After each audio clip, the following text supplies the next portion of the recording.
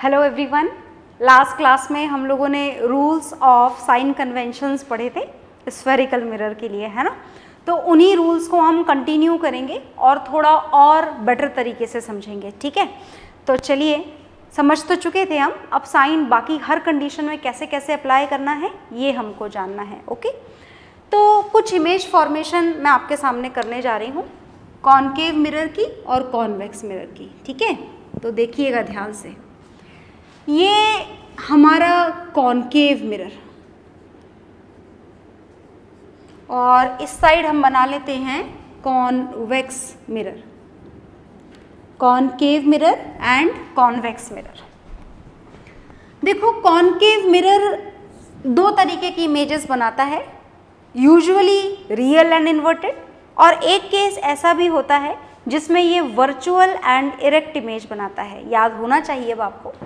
और ये जो कॉन्वेक्स मिरर है ये तो हमेशा ही कैसी इमेज बनाता है, हमेशा ही virtual, erect and diminished image बनाता है, ठीक है। तो चलिए हम बना लेते हैं। ये हमने लिया कॉन्वेक्स मिरर और ये हमने बना दिया कॉन्वेक्स मिरर की बैक सरफेस, ये प्रिंसिपल एक्सिस, ये पोल, ये फोकस, ये सेंटर ऑफ कर्वेचर, और यहाँ हमने ऑब्जेक्ट रखा है A B, O for object यहाँ पर मेंशन भी कर देते हैं। आपको ऐसा ओ फॉर ऑब्जेक्ट लिखने की ज़रूरत नहीं है, ए बी लिखना आपके लिए बहुत होगा, ठीक है। तो ये वो वाली कंडीशन है कॉन्वेक्स मिरर की, when the object is kept between pole and infinity. Image आपको इसकी याद होनी चाहिए। इसकी इमेज यहाँ पर बनती है ए डैश बी डैश, और ये इमेज ही है, ऐसा भी हम मेंशन कर देते हैं I for image. Is it okay? ठीक है। अब बात हम करते हैं कॉनकेव मिरर की। ये हमने बना लिया concave mirror, outer surface is silver polished and inner surface या बेंट इन सरफेस भी आप बोल सकते हैं, act as a reflecting surface, ठीक है। तो ये है आपका पोल और ये है फोकस और ये है सेंटर ऑफ कर्वेचर, और ये हमने बनाया ऑब्जेक्ट ए बी, और देखो मेंशन भी कर दिया ओ फॉर ऑब्जेक्ट, है ना। और ये हमने बनाई इसकी इमेज, थोड़ी टेढ़ी बन गई है, सीधी बना देते हैं। ये इसकी इमेज, ऐसी ही इमेज मिली थी आप लोगों को जब आपने ऑब्जेक्ट बियॉन्ड सी रखा था, बिल्कुल ऐसी ही मिली थी, है ना। तो अब हमको उन रूल्स को अप्लाई करना है। यहाँ पर ये जो कॉनकेव मिरर की इमेज मैंने फ़िलहाल आपके सामने बनाई है, ये रियल एंड इन्वर्टेड इमेज बनाई है, पर इसका मतलब ये नहीं है कि कॉनकेव मिरर हमेशा रियल एंड इन्वर्टेड इमेज ही बनाता है। आपको याद रखना है कि अगर ऑब्जेक्ट आप पोल और फोकस के बीच में रखेंगे तो concave mirror virtual and erect image भी बनाता है ना। याद रखनी है ये वाली बात आप लोगों को। और ये जो कॉन्वेक्स मिरर है ये तो आप कोई सी भी कंडीशन में ले लो, ये तो इसकी खास बात है कि ये हमेशा ही कैसी इमेज बनाएगा, हमेशा ही वर्चुअल एंड इरेक्ट इमेज बनाएगा, हमेशा, ठीक है। तो अब हमको आज की क्लास में रूल्स ऑफ साइन कन्वेंशंस को अप्लाई करना सीखना है। ध्यान से सुनिएगा कैसे अप्लाई किया जाता है। हमने कर दिया था काफ़ी कुछ उसी दिन काम, दोबारा एक बार करने जा रहे हैं थोड़ा और अच्छे तरीके से जानने के लिए। तो हमने देखा कि अगर आप कॉनकेव मिरर की फोकल लेंथ कैलकुलेट करें तो ये बिल्कुल फिक्स्ड होती है कि इसकी फोकल लेंथ आपको कैसी मिली थी, नेगेटिव। इसमें कभी कोई चेंज नहीं होता है। मैं दोबारा नहीं समझाऊंगी, अगर समझ में नहीं आया था तो आप एक बार वो वाला वीडियो दोबारा देखिएगा, लास्ट वाला, है ना। और अगर कॉन्वेक्स मिरर की फोकल लेंथ आप लिखना चाहें तो कॉन्वेक्स मिरर की फोकल लेंथ हमेशा बिल्कुल आंख बंद करके बिना सोचे समझे आप इस साइन को यूज़ कर सकते हैं। फोकल लेंथ कॉन्वेक्स मिरर की हमेशा कैसी होगी, हमेशा पॉजिटिव होगी, ओके। और देखिए, अगर हम ऑब्जेक्ट डिस्टेंस कैलकुलेट करना चाहें तो ऑब्जेक्ट डिस्टेंस भी कैसा आप लोगों ने कैलकुलेट किया था, ऑब्जेक्ट डिस्टेंस आपको मिला था नेगेटिव। यहाँ पर भी कैसा मिला था ऑब्जेक्ट डिस्टेंस आपको, ऑब्जेक्ट डिस्टेंस हमें यहाँ पर भी कैसा मिला था, नेगेटिव। मतलब ये ऑब्जेक्ट डिस्टेंस और फोकल लेंथ तो हम समझ चुके हैं। तीसरी बात और तीसरी बात है height of object. Height of object हमेशा ही कहाँ पर रखी जाती है? प्रिंसिपल एक्सिस के ऊपर, मतलब कैसी ली जाएगी? पॉजिटिव। देखिए दोबारा से देख लीजिए, ये height of object principal axis के ऊपर है, मतलब कैसी ली जाएगी? पॉजिटिव। यहाँ भी देख लीजिए, ये height of object principal axis के ऊपर है, मतलब कैसी ली जाएगी? पॉजिटिव। ठीक है, मैं यहाँ पे भी लिख देती हूँ। तो ये तो हो गए कॉनकेव और कॉन्वेक्स मिरर के रूल। हाइट ऑफ ऑब्जेक्ट यहाँ पर भी कैसी ली जाएगी? स्मॉल h, हमेशा पॉजिटिव। ये तो फिक्स्ड हो गए। Is it okay? तो आप इनको एक बार देख लें और यहाँ से देख करके एक बार नोट डाउन भी करिएगा अपनी कॉपी में, क्योंकि ये आपको न्यूमेरिकल्स में काम में लेने हैं। तो मैं थोड़ा साइड में हट जाती हूँ, आप पॉज करके इसको नोट डाउन करिएगा, साइन कन्वेंशंस को। ओके,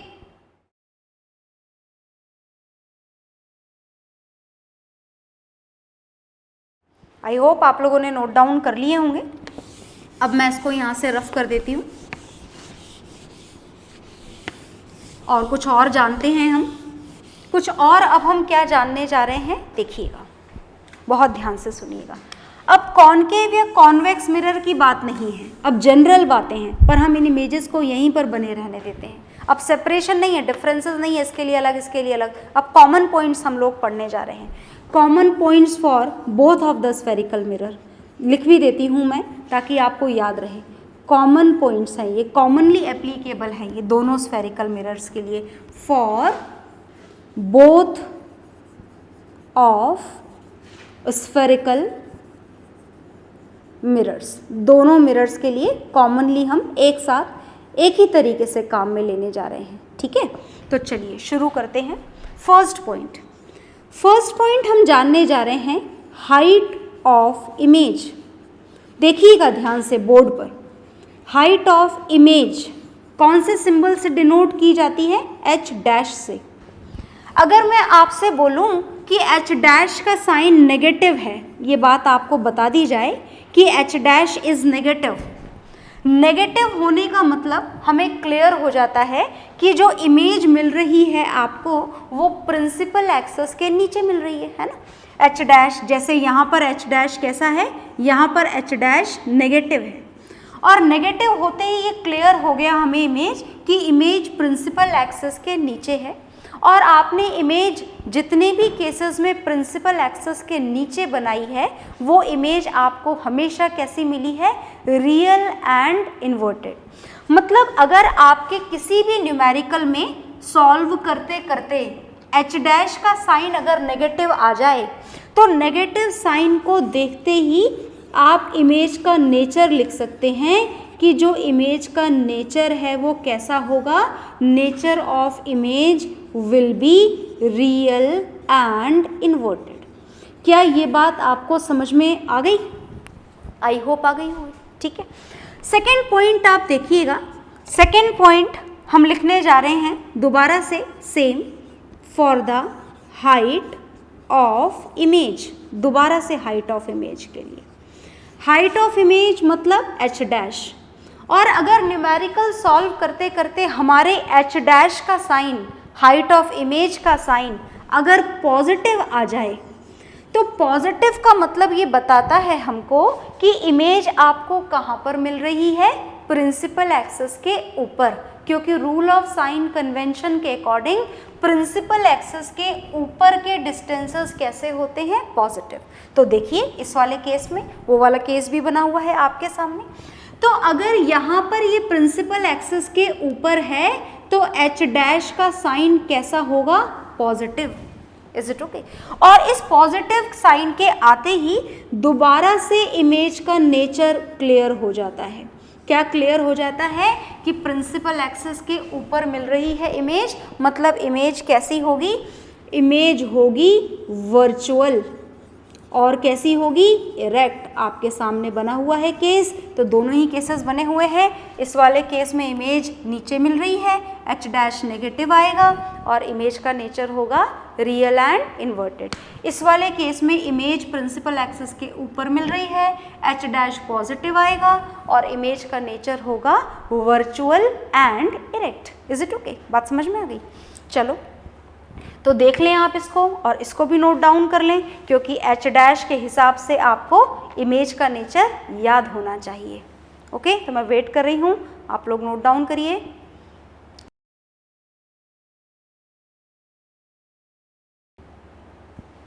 तो मैं इसको रफ कर देती हूँ। Nature of image height of image के साइन के साथ में कोरिलेट हो चुका है।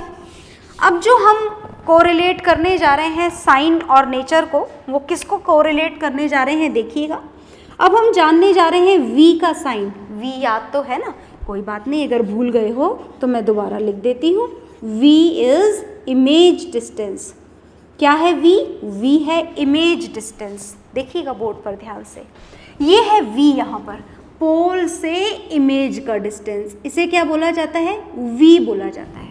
और हमारे हिसाब से यहाँ पर v का साइन क्या है? नेगेटिव, क्योंकि हमें इंसिडेंट रे, ये देखो ऑब्जेक्ट में से इंसिडेंट रे आ रही है। दोबारा बना रही हूँ मैं, लास्ट क्लास में भी बनाया था पर कोई बात नहीं, दोबारा बना देते हैं। और ये इंसिडेंट रे की अपोजिट डायरेक्शन में आना पड़ रहा है हमको। ओके, मतलब v का साइन कैसा होगा? नेगेटिव। मतलब अगर आपको v का साइन नेगेटिव मिल जाए, न्यूमेरिकल सॉल्व करते करते v का साइन अपने आप ही नेगेटिव आ जाएगा, आना होगा तो अपने आप पॉजिटिव आ जाएगा, आपको कुछ स्पेशल उसमें करने की ज़रूरत नहीं है। तो अगर v का साइन नेगेटिव आ जाए तो ये प्रूव करता है कि देखो इमेज कैसी बन रही है, v नेगेटिव है मतलब इमेज मिरर के सामने बन रही है। और कैसी बन रही है? Real and inverted. तो दोनों ही चीज़ें बिल्कुल पैरेलली एक दूसरे के साथ में चलती हैं। कौन सी दोनों चीज़ें? अभी 2 मिनट में आपको बताती हूँ। पहले यहाँ लिख देते हैं कि इमेज का नेचर कैसा होगा? Real and inverted. कब होगा real and inverted? If v is negative. तो मैंने बोला कि दोनों बातें एक साथ चलती हैं। मतलब अगर v का साइन नेगेटिव आ रहा है तो आप अपने आप आइडेंटिफाई करके लिख सकते हैं कि इमेज का नेचर रियल एंड इन्वर्टेड होगा। या फिर आपको क्वेश्चन में गिवन है कि v image is real and inverted, तो आप अपने आप v का साइन क्या यूज़ कर सकते हैं? नेगेटिव। Is it okay? तो दोनों बातें बिल्कुल पैरेलली, इससे ये यूज़ कर सकते हैं और इससे ये यूज़ कर सकते हैं। ओके, चलिए तो अब हम सेकंड केस लिखने जा रहे हैं v के लिए। v का मतलब मैं दोबारा नहीं लिखूंगी, इमेज डिस्टेंस। ये v आपका पॉजिटिव भी हो सकता है और मैंने पॉजिटिव का भी एक एग्जाम्पल आपके साथ में बना रखा है, देखिएगा। ये पोल से इमेज का डिस्टेंस, ये है v और इस वाले केस में ये कैसा है? पॉजिटिव, क्योंकि ये इंसिडेंट रे की डायरेक्शन है। लिख देती हूँ मैं दोबारा से, this is the direction of incident ray और आपको भी उसी डायरेक्शन में जाना पड़ रहा है, मतलब v कैसा है? पॉजिटिव। ओके, तो अगर v पॉजिटिव है मतलब इमेज मिरर के पीछे मिलेगी। पहली बात तो हमको ये समझ में आई। और दूसरी बात, इमेज का नेचर कैसा दिख रहा है यहाँ पर? इमेज का nature virtual and erect. Okay, ये आप कॉन्वेक्स मिरर की इमेज फॉर्मेशन में पढ़ चुके हैं। मैं यहाँ डायरेक्टली लिखने जा रही हूँ that if v is positive then nature of image will be virtual and erect. तो यहाँ पर भी आप किसी भी तरीके से किसी भी चीज़ को काम में ले सकते हैं। अगर आंसर में v पॉजिटिव आ गया है तो नेचर ऑफ इमेज आप अपने आप लिख सकते हैं, it would be virtual and erect. और अगर क्वेश्चन में ही नेचर ऑफ इमेज दे रखा है वर्चुअल एंड इरेक्ट, तो आप v की अगर वैल्यू भी गिवन है तो आप उस वैल्यू को पॉजिटिव साइन के साथ में काम में लेंगे। इसको भी नोट करेंगे, हट रही हूँ मैं साइड में, नोट कर लें आप।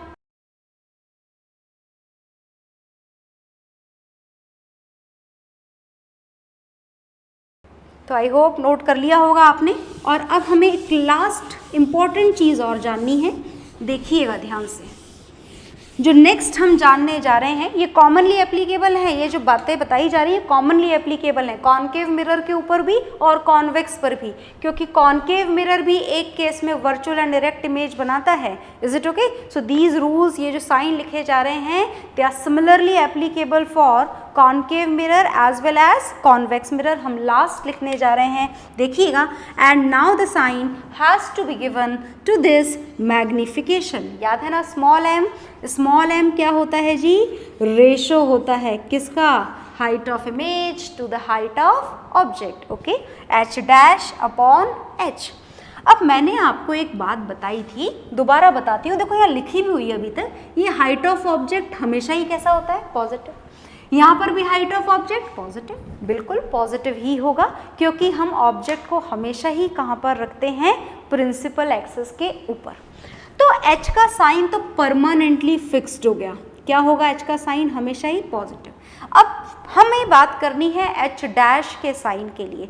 h डैश इस वाले केस में देखें तो पॉजिटिव है, इस वाले केस में देखें तो नेगेटिव है। ओके, तो h डैश को चलो हम एक बार नेगेटिव लेकर देखते हैं। तो अगर आपने h डैश नेगेटिव ले लिया तो m का साइन हमें ये माइनस और ये प्लस क्या मिलेगा? हमें m का साइन मिलेगा नेगेटिव। और ये हमें कब मिला नेगेटिव? जब हमने h डैश का साइन नेगेटिव काम में लिया है ना। और h डैश नेगेटिव कब होता है? इधर, जब इमेज कैसी हो? प्रिंसिपल एक्सिस के नीचे, मतलब रियल एंड इन्वर्टेड। मतलब मैग्निफिकेशन का साइन कब नेगेटिव होगा? When the nature of image is real and inverted. याद रखना है अब आपको, है ना, भूलने वाली बात नहीं है ये क्वेश्चन में इतना सोच समझ के काम में नहीं लेंगे, हम डायरेक्टली काम में लेंगे। नेचर गिवन होगा अगर मैग्निफिकेशन का, real and inverted image, image का, तो हम सीधे सीधे मैग्निफिकेशन का साइन क्या काम में ले लेंगे? नेगेटिव काम में ले लेंगे, है ना। इसी तरीके से दूसरा भी लिख लेते हैं हम magnification. Magnification is h dash upon h। h तो आपको पता लग ही चुका है, ये हाइट ऑफ ऑब्जेक्ट है जो हमेशा फिक्स्ड है, हमेशा पॉजिटिव रहेगा। जो h डैश है ये भी अगर पॉजिटिव हो जाए, कब होगा ये पॉजिटिव? ये देखो, ये पॉजिटिव कब है? ये positive when the image is virtual and erect, जब इमेज सीधी बन रही है, प्रिंसिपल एक्सिस के ऊपर बन रही है। Is it okay? तो अगर ये भी पॉजिटिव, ये भी पॉजिटिव, न्यूमरेटर भी पॉजिटिव, डिनोमिनेटर भी पॉजिटिव, तो मैग्निफिकेशन का साइन भी कैसा हो जाएगा? पॉजिटिव। और हम इमेज का नेचर कैसा लिखेंगे? हम इमेज का नेचर लिखेंगे, समझ गए ना आप लोग क्या लिखना है? वर्चुअल। और वर्चुअल के साथ साथ क्या लिखना है? Virtual and erect. तो दोबारा से मैं याद दिला रही हूँ आपको, मैग्निफिकेशन का साइन पॉजिटिव है तो इमेज का नेचर लिखा जा सकता है वर्चुअल एंड इरेक्ट। और अगर इमेज का नेचर क्वेश्चन में गिवन है वर्चुअल एंड इरेक्ट, मैग्निफिकेशन की न्यूमेरिकल वैल्यू गिवन है, तो आपको वो वैल्यू पॉजिटिव साइन के साथ में काम में लेनी होगी। Is it okay? तो ये जो बातें आपको बताई गई हैं साइंस, ये आपको बिल्कुल टिप्स पर लर्न होने चाहिए, मतलब फटाफट से आपके दिमाग में आंसर आना चाहिए, है ना। मैग्निफिकेशन पॉजिटिव है तो नेचर क्या होगा? आप पता पड़ा सारे रूल्स रिवाइज करो अपने दिमाग में, फिर जाकर आपको नेचर आइडेंटिफाई आप कर पाएँ। तो इतनी देर नहीं लगानी है हमें इस काम में, है ना। तो आप बार बार पढ़ेंगे इनको तो आपको याद हो जाएंगे। और नेक्स्ट क्लास से पहले आप ये ज़रूर याद कर लीजिएगा, क्योंकि हमको नेक्स्ट क्लास में न्यूमेरिकल सॉल्व करने हैं और वहाँ इन सारे साइन कन्वेंशंस को हमें काम में लेना है। तो मैं हट रही हूँ साइड में, इसे भी नोट डाउन करिएगा और नेक्स्ट क्लास में इसे बिल्कुल पॉजिटिवली पढ़ करके आइएगा। ओके,